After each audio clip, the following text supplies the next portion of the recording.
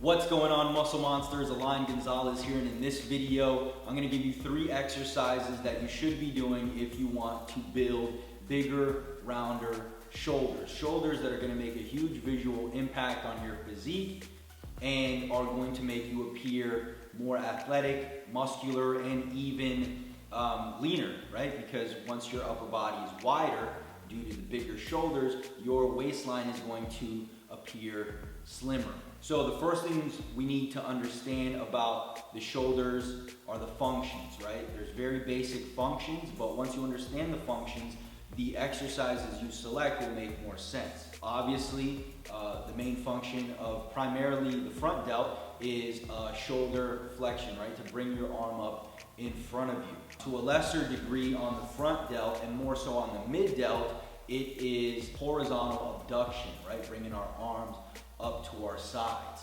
So our arm is in front of our body while we're performing this motion, the more the front delt is involved in the action. Now, this isn't to say that you can completely isolate one over the other, but you can definitely emphasize. And then lastly, traction of the scapula. This is why whenever we're pulling, we are using our rear delts to a significant degree. So the first thing you need to understand is that for the front delts, okay, see a lot of people doing these front raises and all these additional exercises to build the front delts, but the truth of the matter is that you don't need them. Whenever we're bench pressing, right, whenever we're overhead pressing, whenever we're essentially pushing, right, so any chest press exercise, any shoulder press exercise, we are hitting the front delts to a significant degree. Okay, so that muscle does not need more isolated tension. We're already loading it up with all of the pushing and pressing.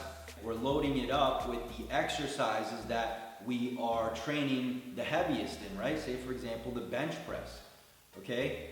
So it doesn't make sense to continue to stimulate this tiny little muscle with more isolation exercises, all right? Because what's gonna end up happening is that you're gonna start getting this forward rotation, right? This internal rotation of the shoulders, because they're gonna be overdeveloped in comparison to your back, right? Or your rear delts and mid delts. The idea with the delts is you wanna get them nice and round, right? Nice and even. So let's completely forget about any isolation lifts for the front delts. Now for the rear delts, like I said, one of the main functions is retraction of the scapula. Whenever we're pulling, okay, we are involving the rear delts. Now, I still would recommend that due to the size of the back, right, we still do a little bit of isolated isolation exercises for the rear delts, just because I don't feel like they're getting as much work done as the front delts. This isn't to say that we need to, hammer them on their own day, but maybe throwing in some face pulls or some rear delt raises will do the trick. Chances are, however, that you're probably already doing that.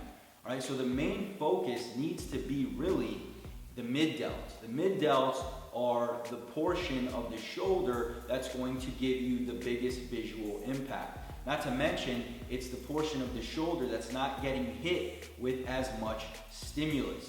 Okay, like I said, we're already killing the front delts. We're already utilizing the rear delts to a significant degree. Even more so if we're adding isolated tension. But the mid delts don't really get that much emphasis, mainly because there's really one exercise that everyone does to hit their mid delts, and that is lateral raises, okay, which are great, by the way, but if you want to continue to build your shoulders, then we need to increase the volume, and this is not going to happen by simply doing more lateral raises. Although that is something you can do, it's probably not the best use of your time. So today I want to give you the 3 exercises that I recommend that are going to make the biggest difference in your shoulder development. So without further ado, let's jump right in. First things first, the overhead press. And the reason we want to incorporate an overhead press is because it's a compound lift that we can use to load the shoulders. And we're not talking about just the front delts, but also the mid delts, right? Because when our arms are here and we're pressing up, because our arms are coming up to the side, we are engaging to a significant degree the mid delts, especially as we progressively get stronger. We're also going to be getting some eccentric tension on the rear delts, believe it or not. So the overhead press is an overall shoulder builder, right? Although it is going to be probably make the biggest difference in your front delts, it's also going to build your mid and rear delts as well. So you don't want to neglect this exercise. This should be a staple in your shoulder training. In fact, it's the exercise that you should focus on the most and focus on progression the most if you want to build overall bigger and rounder shoulders. Show me someone with a heavy or strong overhead press, and I'll show you someone with well-developed shoulders. The next exercise, which is exercise number 2, is one that has been demonized, right? The difference is, though, that the way that we've been shown to perform this exercise versus the way I'm going to show you today makes all the difference in the world, okay? And that is the upright row. In the past, we talked about, that close grip and then bringing it up towards your chin. And the problem with that is that it's putting your wrist in a very awkward position. It's also putting your shoulders in a very awkward position, and it's going to do more harm than good.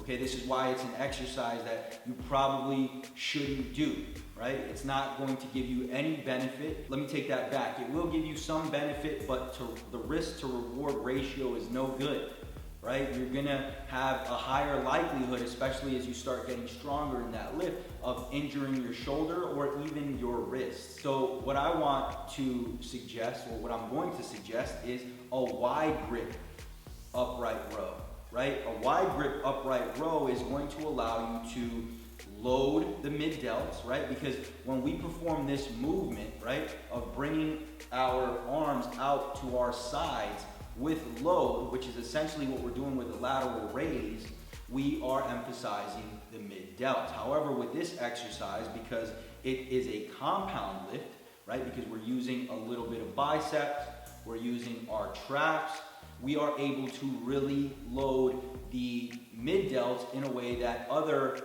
mid delt exercises are not going to be able to, right? You're going to be able to wide grip upright row a lot more than you'll be able to lateral raise. So that's number 2, is the wide grip upright row. When you're performing this exercise, make sure that your wrist and your elbow are in line, slightly out in front of you, almost as if you're trying to bring it to your chin. And don't try to go all the way up.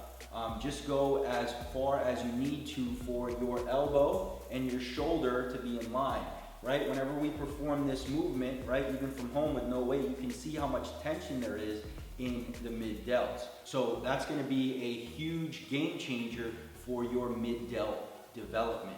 And then number 3, it's the OneArm dumbbell press. And this is very similar to the overhead press, right? In the sense that we are pushing the weight overhead, but because it's a dumbbell, the range of motion is going to allow us to get further or closer to the sides of our body, which ultimately are going to allow us to engage the mid delts a bit more, but it's also going to allow us to train in an isolateral movement, meaning that because we're doing one arm at a time, the focus, unlike the overhead press where you're using both arms and maybe one can overpower the other, maybe you have a stronger side, with the isolateral movements, you're not going to have that issue, right? You're going to be able to train them both the same, right? If you can only do 8 reps here, then you want to stop at 8 reps here. The idea is to make sure that they're getting equal tension, right? Equal volume. And because we are focusing on just one arm at a time, it's going to allow you to get a better mind to muscle connection, right? And that's going to even spill over to when you're doing your overhead pressing. So that's pretty much it, guys. Overhead press should always be the focal point of your training.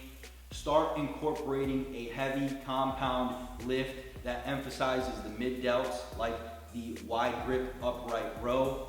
And number 3, start training your shoulders with an isolateral exercise like OneArm dumbbell presses because this is going to allow you to get a better mind to muscle connection.